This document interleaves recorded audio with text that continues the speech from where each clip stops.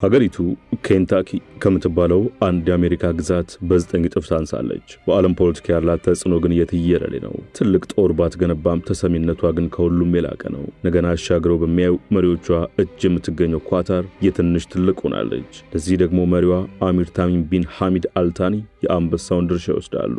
ዝምተኛው መሪ በእቅድ የሰሯቸው ስራዎች ኳታርን ተጽዕኖ ፈጣሪ አድርጓታል። በካርታ ላይ ስንመለከት ሀገሪቱ በኤደን ባህረ ሰላጤ ውስጥ የምትገኝና ነጥብ ባህላዊ የምትታይ ነች። የሀብት መጠኗና የምታሳድራቸው ውድ ሪል ስቴቶችን ስንመለከት ግን እጅግ ግዙፍ ሆነው እናገኛቸዋለን። የአልታኒ ንጉሳውያን ቤተሰብ ብቻውን ከ335 ቢሊዮን ዶላር በላይ ሀብት አላቸው።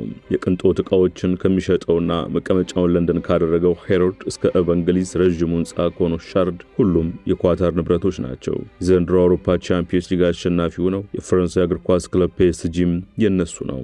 አልጀዚራ የሚባል እጅግ ግዙፍና ዓለም አቀፍ ሚዲያም ገንብተዋል። የሁሉ ስኬት የተከናወነው ቤትን ዘግቶ ለነገ አቅዶ መስራት ነው። በየሚዲያው ከበሮ አላስመቱም። የእወቁልኝ ጋዜጣዊ መግለጫዎችንም አልሰጡም።